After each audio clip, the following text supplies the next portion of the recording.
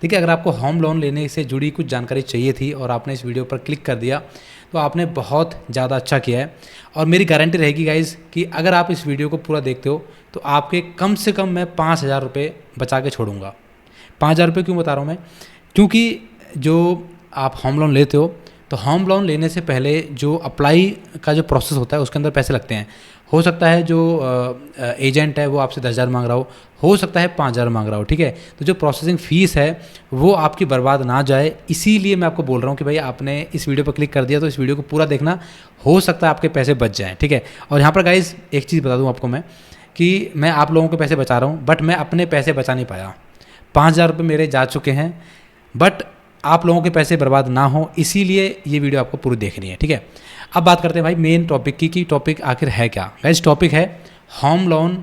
अगर आपको लेना है, चाहे प्लॉट के लिए, चाहे बने बना मकान के लिए, तो उसमें जो बैंक होता है वो क्या चीज़ आपके अंदर देखता है, या क्या चीज़ आपके पास होनी चाहिए जिस बेसिस पे वो आपको लोन दे सकता है, या फिर जिसके बेस पर आपकी जो एप्लीकेशन है वो अप्रूव कर दी जाती है। नहीं तो क्या होगा, आपकी एप्लीकेशन रिजेक्ट हो जाएगी और आपके जो भी पैसे भरे होंगे, एजेंट को दिए होंगे, या फिर जो प्रोसेसिंग फ़ीस लगी होगी, आपकी फाइल चार्ज लगा होगा, वो सब आपका बर्बाद चले जाएगा, ठीक है।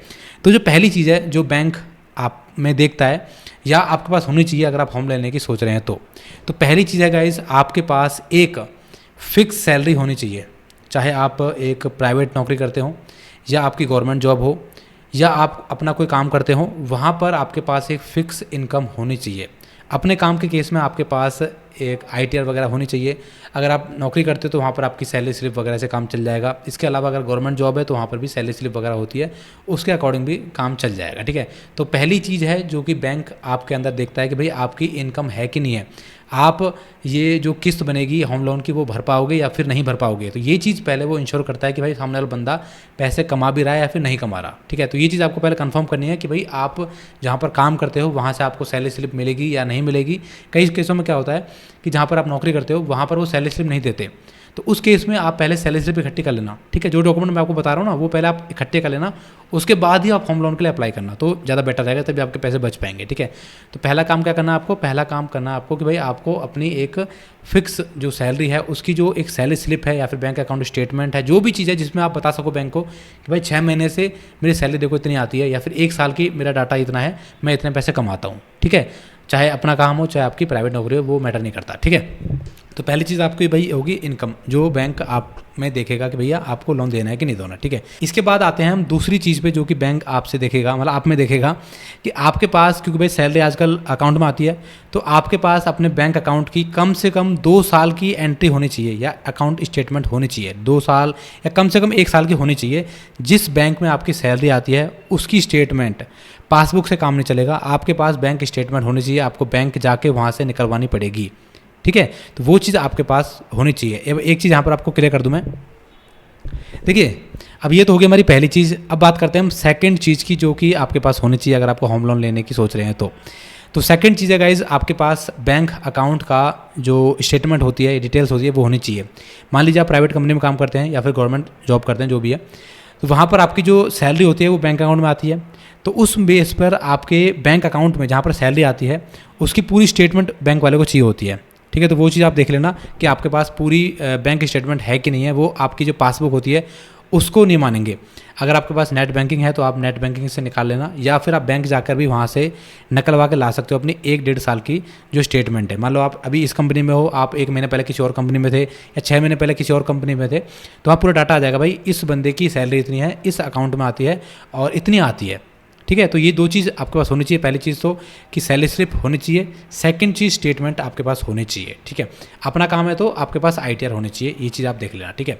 अब बात करते हैं गाइस मेन चीज़ की, जिसकी वजह से मेरा जो फॉर्म है, जब मेरी जो फाइल है वो रिजेक्ट हुई थी और मेरे कम से कम 5,500 रुपये बर्बाद चले गए थे, जो कि आपके नहीं जाना चाहिए, ठीक है।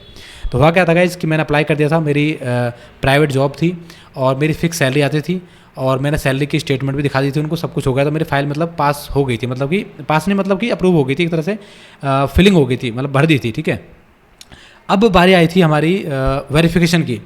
बैंक वाले वेरिफिकेशन के लिए एक बंदा भेजते हैं, ठीक है। वो बंदा कहाँ आएगा, वो बंदा आएगा आपके एड्रेस पर, चाहे आप ऑफिस का एड्रेस दो, चाहे आप घर का एड्रेस दो। तो मैंने घर का एड्रेस दिया था उसको, तो मेरे घर पे आया था वो, मेरे घर पे आया वो। तो मेरे घर की जो कंडीशन थी गाइस वो ऐसी थी, अभी तो मैं चलो रेंट पे ले रखा है, कंडीशन ऐसी थी कि उसमें प्लास्टर नहीं हो रखा था, चद्दर डली हुई थी। तो मुझे लग रहा है कि उस वजह से उन्होंने वो रिजेक्ट कर दी मेरी एप्लीकेशन, क्योंकि भाई मेरी इनकम तो आ रही थी, स्टेटमेंट भी थी, सैलरी स्लिप भी थी। बट गाइस मतलब घर के कंडीशन को देख के उनको लगा कि यार बंदे के लगता है खर्चे ज़्यादा हैं, इस वजह से इसने मतलब दीवारों पे पेंट नहीं करवा रखा, ये चीज़ नहीं करवा रखी। तो उस बेसिस पे उन्होंने मेरी फाइल को रिजेक्ट कर दिया। ठीक है, अब मजे की बात गाइज ये है कि मैं उनसे बात भी करी थी, कांटेक्ट भी किया था, एजेंट से बात भी करी थी मैंने कि मेरे सब कुछ सही थी, फिर भी मेरे फाइल को रिजेक्ट क्यों किया गया। तो वो बोल रहे थे कि भाई उनको ऐसा लग रहा है बैंक को कि आपके खर्चे ज़्यादा हैं, आप EMI के लिए आपके पास पैसे नहीं बचेंगे और आप पेमेंट नहीं कर पाओगे। ठीक है, तो मैं गाइज आपको यहाँ बता देता हूँ आपको मैं क्या करना है आपको, कि आप अगर वेरिफिकेशन के लिए बुलाते हो तो घर पे मत बुलाओ, अगर घर सही है तो ठीक है, नहीं तो घर पे मत बुलाओ, सीधा उसको ऑफिस में बुलाओ।